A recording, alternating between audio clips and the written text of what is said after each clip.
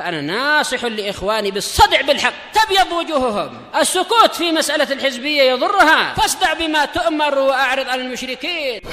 سلامي على دماج ورجالها والشيخ يحيى ودار العلم يا سعد بانيها. Bismillahirrahmanirrahim. Alhamdulillahi hamdan katsiran tayyiban mubarakan fih kama yuhibbu rabbuna wa yarallah. Asyhadu an la ilaha illallah wahdahu la syarika lah wa asyhadu anna Muhammadan abduhu wa rasuluh sallallahu alaihi wa ala alihi wa ashabihi wa man tabi'ahum bi ihsanin ila yaumiddin. Amma ba'd. Ikhwani fillah rahimani wa rahimakumullah.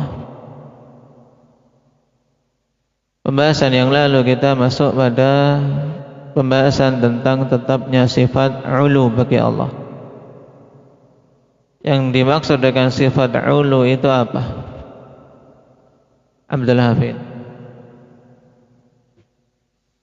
Sifat tinggi bagi Allah Subhanahu wa taala. Naam. Dan tingginya Allah itu ada berapa jenis secara umum? Maka syahdabu. Ada dua, yaitu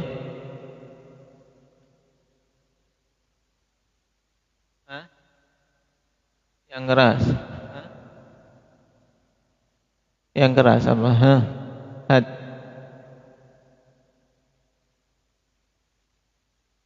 Ada dua jenis ketinggian. Apa dan apa?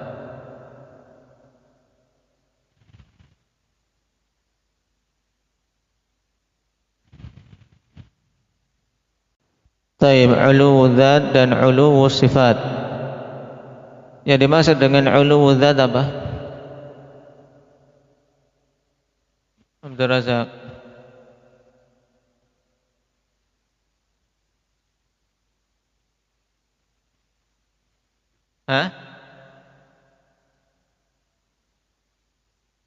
Yang jelas, apa ngomong yang jelas?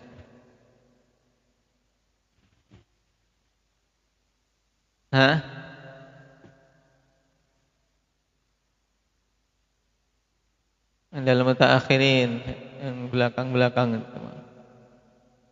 Apa ubadah? Tingginya Allah Subhanahu wa taala cara zatnya itu, bahwasanya zat Allah Subhanahu wa taala itu tinggi di atas semua makhluknya. Tayyib. Ketika ditanya di mana Allah, Allah di atas. Naam. Tapi ini maksudnya ulumul dzat.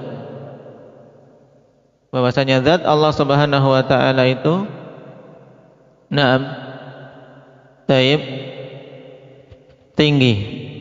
Tidak ada satu makhluk pun yang di atas Allah dimaksudnya. Naam, tinggi di atas. Sedangkan ulu sifat maksudnya ketinggian dari sisi sifat-sifatnya. Maksudnya bahwasanya Allah Subhanahu wa taala sifat-sifatnya semuanya adalah sifat-sifat yang menunjukkan kesempurnaan. Nah, tidak ada sifat rendah, tapi semuanya sifat ketinggian. Sempurnakan ketinggian. Paham ini, Afif? Saya ulangi. Bahasanya di antara sifat Allah itu sifat tinggi. Ya. Ahmad perhatikan, dan sembunyi. Sini ya, kelihatan. Ini saya tanya harus bisa. Nah, di antara sifat Allah yang paling pokok harus kita ketahui, karena begitu banyaknya dalil, adalah sifat ulu atau sifat tinggi. Nah, sifat tinggi ini terbagi jadi dua, yaitu tinggi dari sisi zatnya. Nah, maksudnya bahwasanya zat Allah itu maha tinggi. Nah, tidak ada yang di atas Allah. Tapi bahkan sebaliknya Allah itu di atas semua makhluknya. Nah, dan perkara inilah yang banyak diingkari oleh ahli bid'ah. Berarti yang banyak diingkari oleh ahli bid'ah ketinggian yang mana, Ahmad? Zat, ketinggian dari si zat. Nah, sedangkan yang kedua ulu sifat, maksudnya ketinggian Allah dari sisi sifat-sifatnya, yaitu bahwa semua sifat-sifat Allah adalah sifat-sifat yang menunjukkan kesempurnaan, menunjukkan ketinggian. Kenapa? Karena sifat-sifatnya semua sempurna, tidak ada sifat-sifat yang menunjukkan apa? Kerendahan. Nah, ini dua ulu. Jadi kedua-duanya ditetapkan oleh ahli sunnati wal jamaah. Sedangkan ahlul bidah paling mereka hanya menetapkan satu jenis saja, yaitu ulu sifat. Mereka mengakui bahwasanya Allah itu sifat-sifatnya semuanya sempurna. Tapi untuk menetapkan bahwasanya zat Allah itu maha tinggi, mereka tidak mau menetapkannya. Nah, dari sifat al-ulu ini, nah, mana dari nama-nama Allah Subhanahu wa taala yang menunjukkannya? Allah memiliki nama-nama yang husna. Dari nama-nama tersebut mana yang menunjukkan tetapnya sifat al-ulu bagi Allah? Numair. Al-Ali, tayyib. Al-Ali. Juga nama yang lain apa?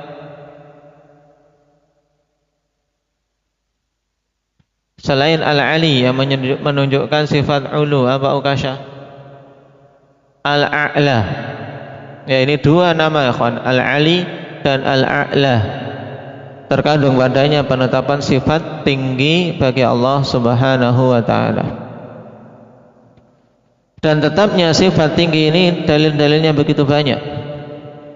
Kita baru mengambil sebagian kemarin dari Al-Qur'an dan Sunnah. Apa saja di antaranya? Alif, Ar-Rahmanu 'alal 'arsy istawa. Naam. Yang lainnya apa Yusuf?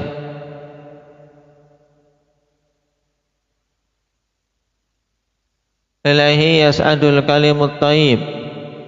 Di mana dalil-dalil yang menunjukkan naiknya sesuatu kepada Allah, menunjukkan Allah Maha Tinggi. Naam. Yang lainnya apa? Fadil. Sabbihi isma rabbikal a'la, penetapan nama al-a'la yang terkandung dalamnya sifat ulu. Yang lainnya apa? Syabib.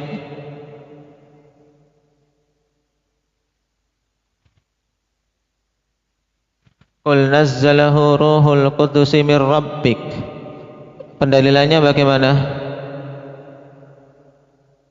Yaitu turunnya sesuatu dari Allah Subhanahu wa taala, turunnya sesuatu dari sisi Allah Subhanahu wa taala menunjukkan bahwasanya Allah zat yang maha tinggi. Kemudian juga dinukilkan ijma', naam, bahwasanya ini merupakan pemahaman para sahabat radhiyallahu alaihim. Sekarang kita lanjutkan pendalilan secara akal. Qala al-'allamah Ibnu Utsaimin rahimahullahu ta'ala, wa amma al-'aqlu fa inna kulla 'aqlin sarihin yadullu 'ala wujubi 'uluwillahi bi dzatihi fawqa khalqihi min wajhain. Adapun secara akal yang menunjukkan tetapnya sifat tinggi bagi Allah dan bahwasanya Allah itu tinggi di atas semua makhluknya, terpisah dari makhluk, tidak bergabung zatnya dengan para makhluk, yaitu fa inna kulla aqlin sarihin yadullu ala wujubi 'uluwillahi bi dzatihi fawqa khalqihi. Semua akal yang sharih, akal sehat, waras, ya putra, Akal sharih itu akal yang sehat, waras, belum tercampuri kotoran-kotoran bid'ah. Ya dulu ala wujubi uluwillahi bidzatihi fawqa khalqi, menunjukkan tentang harusnya ketinggian Allah Subhanahu wa taala secara zatnya di atas semua makhluk. Hal ini dilihat dari dua sisi, min wajhain. Al-awwal, yang pertama, annal 'uluwa sifatu kamal. Ya, secara akal, tinggi itu kan sifat kesempurnaan, rendah sifat kekurangan, ya kan? Rendah itu kan sesuatu yang kurang. Wallahu ta'ala qad wajaba lahul kamalul mutlaq min jami'il wujuh, dan Allah Subhanahu wa taala adalah zat yang harus tetap baginya sifat kesempurnaan secara mutlak min jami'il wujuh, dari semua sisi-sisinya. Falazima thubutul 'uluwi lahu tabaraka wa ta'ala, sehingga mengharuskan tetapnya sifat 'ulu bagi Allah tabaraka wa ta'ala. Dan ini jelas, ya, karena Allah harus disifati dengan sifat-sifat kesempurnaan, dan 'ulu termasuk sifat sempurna dibandingkan dengan apa? Rendah. Maka harus kita tetapkan sifat 'ulu bagi Allah. Atsani annal 'uluwa didduhu suful. Bahwasanya 'ulu lawannya adalah kerendahan. Wasuful sifatu naqsin.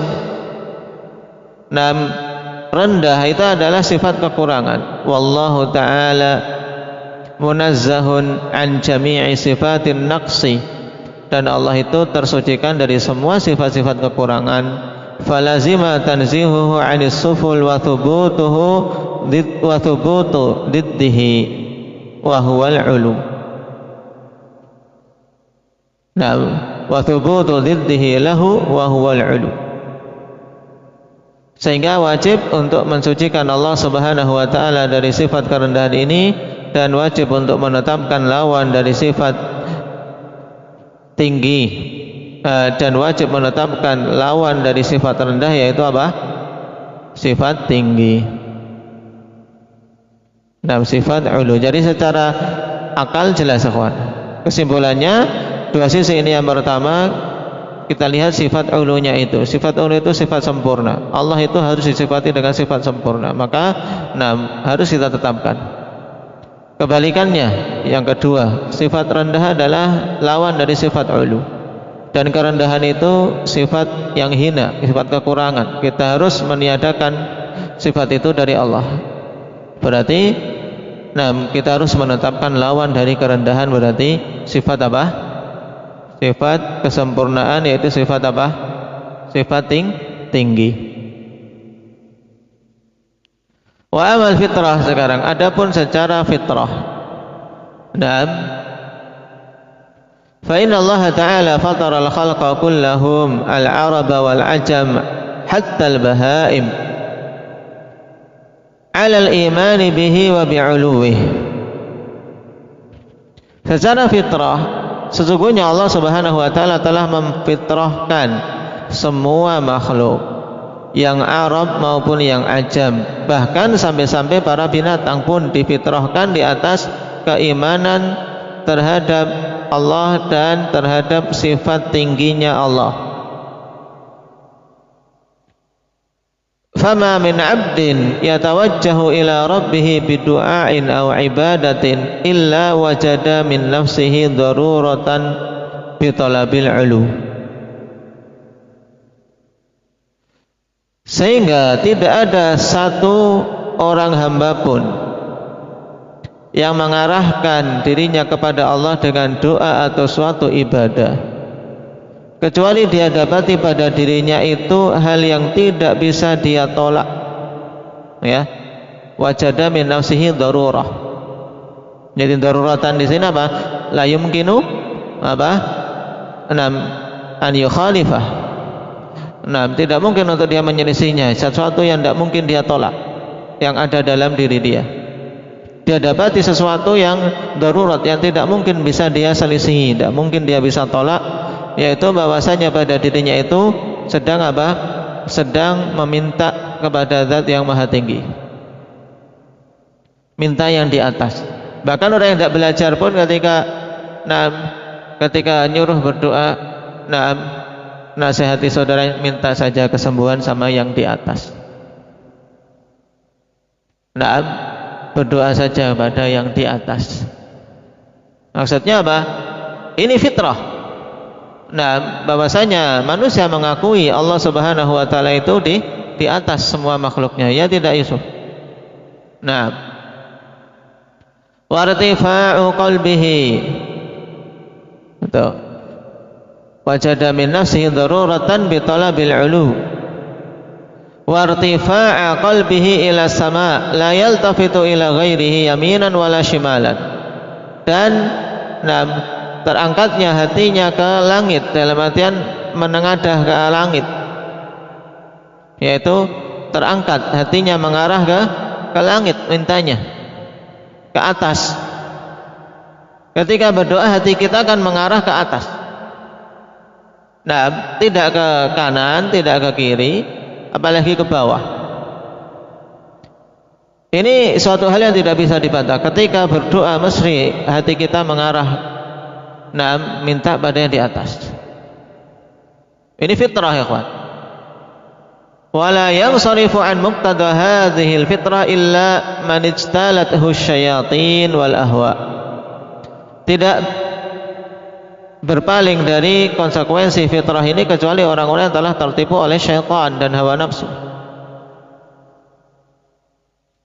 Oleh karena itulah dulu ahlul bidah, kawan, orang ahli filsafat ketika didebat, disuruh tanya tentang hatimu ketika berdoa itu kemana. Akhirnya kebingungan sendiri dia, sebagaimana disebutkan di bawah ini. Dicontohkan di sini bagaimana dalalatul fitrah, ikhwan, fitrah yang ada pada hati-hati manusia yang tidak mungkin ditolak. Makanya Abul Ma'ali Al-Juwaini yaqulu fi majlisih. Adalah dulu Abul Ma'ali Al-Juwaini, dia seorang tokoh ahli filsafat, ahli ilmu kalam, taib, dan memiliki keahlian dalam ilmu usul fiqh.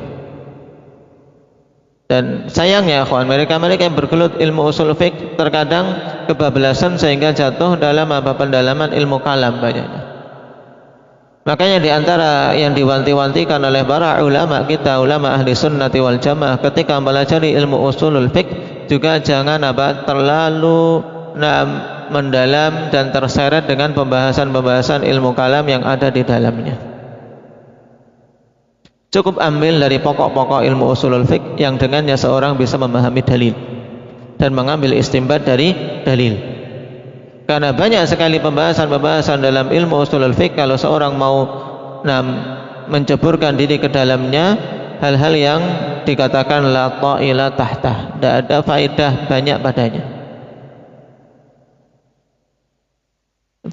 Baik itu khilaf tentang masalah hudud, perselisihan panjang lebar tentang masalah definisi, terlalu berdalam-dalam dalam masalah definisi, saling bantah-membantah.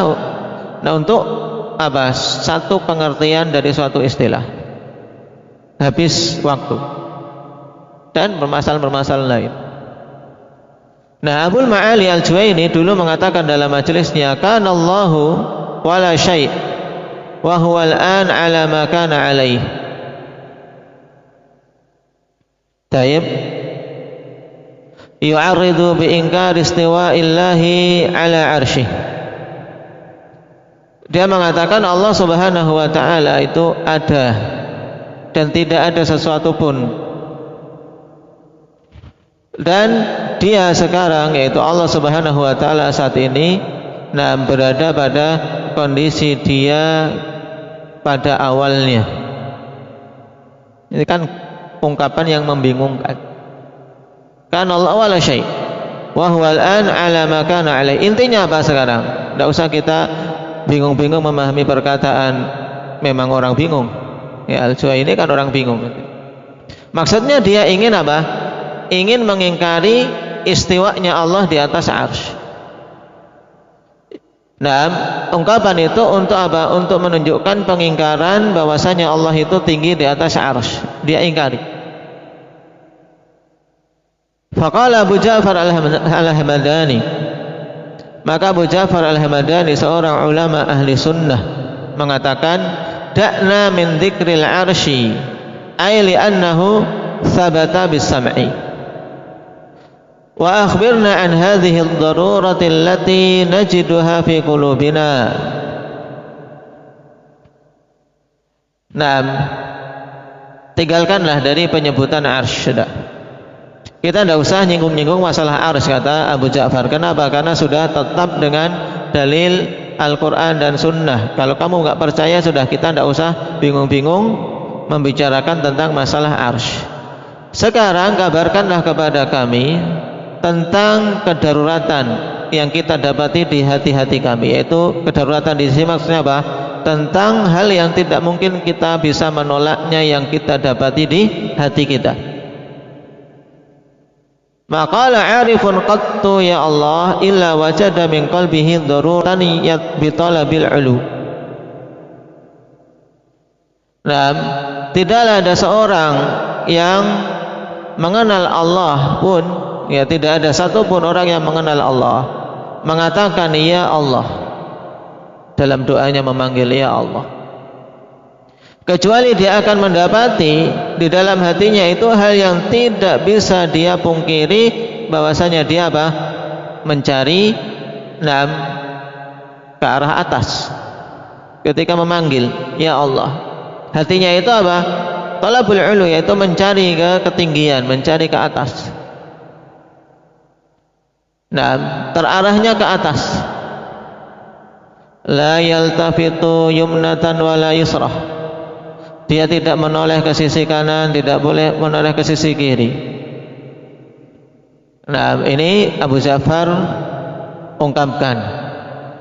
Kemudian pertanyaannya, fa kaifa nadfa'u hadhihi ad-darurata min qulubina? Terus bagaimana kita menghilangkan kedaruratan ini dari dalam hati-hati kami? Karena setiap berdoa, hati-hati kami ini mengarahnya ke atas. Bagaimana kita menghilangkan hal itu kalau Allah Subhanahu wa taala tidak boleh kita menetapkan sifat tinggi untuknya? Ini maksud pertanyaan Al-Hamadani. Naam. Fasarakha Abul Ma'ali wala tama ra'sah. Maka Abul Ma'ali pun kemudian teriak dan memukul-mukul kepalanya sendiri. Dikasih pertanyaan malah teriak-teriak mukul kepalanya sendiri. Kenapa? Karena tahu dia ini pertanyaan yang tidak bisa dia jawab. Bingung sendiri. Wa qala hayyaranil hamadani karena tidak bisa jawab, karena ahlul kalam ikhwan, mereka berbangga-bangga dengan apa? Dengan kepandaian dalam menjawab, kepandaian retorika, kepandaian dalam berdebat. Kok ketika suatu saat kalah tidak bisa jawab, dia malah apa? Marah-marah terhadap diri sendiri. Dia pukul-pukul kepalanya, bingung. Ya Hamadani bikin aku bingung. Ya Hamadani telah bikin aku bingung. Kenapa? Karena memang tidak bisa. Nah, ketika fitrah seseorang ikhwan masih lurus, dia berdoa ya mesti mintanya ke atas. Bahkan awamun nas yang enggak belajar tauhid, asma wa sifat, di atas fitrah. Nah, dalam artian yang penting dia diminta untuk ibadah pada Allah, tidak boleh syirik. Tidak pernah belajar tauhid asma wa sifat. Ketika berdoa hatinya tetap mengarah ke atas. Ketika ngomong sama orang-orang sesamanya, ya, dah minta saja ke yang di atas. Itu menunjukkan jelas secara fitrah memang demikian. Tidak bisa ditolak. Ketika seorang berdoa, untuk apa? Untuk hatinya itu terarah ke atas. Ini pendalilan fitrah tentang sifat ulu bagi Allah Subhanahu wa taala. Qala fa hadhihi al-adillatu al-khamsah kulluha tatabaqan ala itsbati 'uluwillahi bi dzatihi fawqa khalqihi Sehingga dalil-dalil yang 5 ini, apa saja kok dalil yang 5? Hudzaifah. Al-Quran, As-Sunnah, terus ijma', fitrah,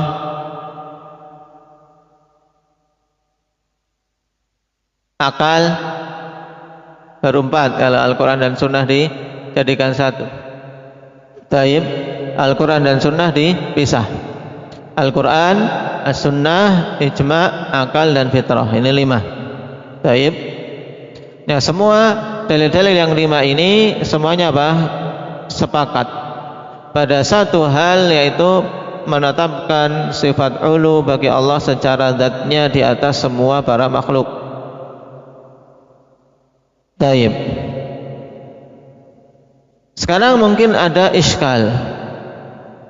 Taib. Dalam beberapa ayat yang ada di dalam Al-Quran, dikatakan di sini oleh Syekh bin Utsaimin, fa amma qauluhu ta'ala wa huwa Allahu fis samawati wa fil ardi ya'lamu sirrakum wa jahrakum, wa qauluhu ta'ala wa huwa alladhi fis samai ilahun wa fil ardi ilah, falaysa ma'nahuma anna Allah fil ardi kama annahu fis sama'. Ini ada muncul iskal ikhwan pada ayat ketika dari surat Al-An'am. Antum perhatikan, wa huwallahu fis samawati wa fil ardi. Nah, dialah Allah fis samawati, di langit-langit. Dia Allah, zat yang di langit. Nah ini, wa fil ardi, dan zat yang di bumi. Kalau maknakan seperti ini, seorang akan apa? Bingung dengan pembahasan kita. Loh, Allah di bumi. Ya'lamu sirrakum wa jahrakum, dia mengetahui apa-apa yang kalian sembunyikan dan apa yang kalian nampakkan. Nah, maknanya bukan seperti itu, ikhwan. Nah, maknanya bukan Allah itu di langit dan bukan Allah itu di bumi. Demikian pula pada ayat setelahnya, wa huwallazi fis samai ilahun wa fil ardi ilah. Dia adalah zat yang di langit sebagai ilah dan di bumi sebagai ilah. Maknanya bukan Allah itu ada di langit dan Allah itu ada di bumi, bukan. Naam. Wa man tawahhama hadza aw naqalahu an hadin min salaf fa huwa mukhti'un fi wahmihi wa kadzibun fi naqlihi. Siapa saja yang menyangka demikian atau menukilkan dari seorang salaf pemahaman demikian, maka sungguh dia telah keliru dalam sangkaannya dan telah berdusta pada penukilannya. Berarti makna yang benar apa? Perhatikan makna yang benar tentang ayat. Wa inna ma ma'na al-ayah al-ula anna Allaha ma'luhun fis samawati wa fil ardi wa huwa Allahu fis samawati wa fil ardi. Maksudnya wa huwa Allahu ma'budun. Ya. Wa huwa Allahu ma'budun. Dialah Allah yang diibadahi di langit dan diibadahi oleh hamba-hamba di bumi. Adapun Allah ya di mana? Di atas. Maksudnya demikian. Kullu man fihi ma fa innahu yata'allaha ilaihi wa ya'buduh. Semua yang ada di langit dan bumi, menuhankan Allah dan beribadah kepadanya. Wa qila maknaha, dan dikatakan bahwasanya maknanya annallaha fis samawati thumma ibtada'a faqala wa fil ardi ya'lamu sirrakum wa jahrakum, ay innallaha ya'lamu sirrakum wa jahrakum fil ardi. Naam, maksudnya bahwasanya Allah itu di atas langit. Naam, dan Allah Subhanahu wa taala mengetahui apa-apa yang kalian sembunyikan dan apa yang kalian nampakkan di muka bumi. Ini jadi fil ardi muta'aliknya dengan apa? Dengan sirrakum wa jahrakum. Falaysa 'uluhu fawqa samawati bimani'in min ilmihi sirrakum wa jahrakum fil ard. Sehingga tidak ada penghalang adanya Allah Subhanahu wa taala di atas langit untuk mengetahui apa-apa yang kalian sembunyikan dan yang kalian nampakkan di muka bumi. Cuman makna yang awal lebih jelas, ikhwan. Bahwasanya maknanya wa huwallahu ma'budun fis samawati wa fil ardi. Dialah Allah yang diibadahi di langit dan di bumi. Jadi semua penduduk langit dan penduduk bumi beribadah kepada Allah. Wa ammal ayatu tsaniyatu fa ma'naha annallaha ilahun fis samai wa ilahun fil ardi. Maksudnya bahwasanya Allah adalah ilah bagi penduduk langit. Ya, Allah Subhanahu wa taala diibadahi di langit dan Allah diibadahi di bumi. Nah, adapun Allahnya, zatnya itu Allah Subhanahu wa taala senantiasa di atas. Senantiasa di atas semua para makhluk. Fa uluhiyatuhu tsabitatun fihima. Sehingga pada ayat ini penetapan bahwasanya uluhiyah Allah itu tetap pada keduanya, yaitu tetap di langit dan di bumi. Wa in kana huwa fis sama', walaupun Allah Subhanahu wa taala itu tinggi di atas langit. Jadi makna ayat yang kedua di surat Az-Zukhruf, wa huwallazi fis sama'i ilahun wa fil ardi ilah. Nah, ini jelas ikhwan, yaitu maksudnya Allah ilahun fis sama' wa ilahun fil ardi. Wa nadhiru dzalika qaulul qail, dan yang semisal dengan itu perkataan orang yang mengatakan fulanun amirun fi Makkah wa amirun fil Madinah. Ai anna anna imaratahu thabitatun fil baladain wa in kana huwa fi ahadihima. Nah, perkataan orang ikhwan, fulan itu adalah penguasa di Mekah dan sekaligus penguasa di Madinah. Maksudnya kekuasaannya tetap di dua negeri itu walaupun dia berada di salah satu dari keduanya. Paham? Ini ungkapannya. Wa hadza ta'birun sahihun lughatan wa 'urfan wallahu a'lam. Sehingga ungkapan ini sahih secara bahasa dan secara 'urf. Dalam kebiasaan Arab penggunaannya sahih, wallahu a'lam. Sehingga tidak ada iskal pada dua ayat tersebut karena maknanya jelas. Tidak ada pertentangan dengan sifat ketinggian Allah Subhanahu wa taala di atas semua makhluk. Tinggal dipahami dengan baik. Naktabi bihadza walhamdulillahi rabbil alamin. Subhanakallah.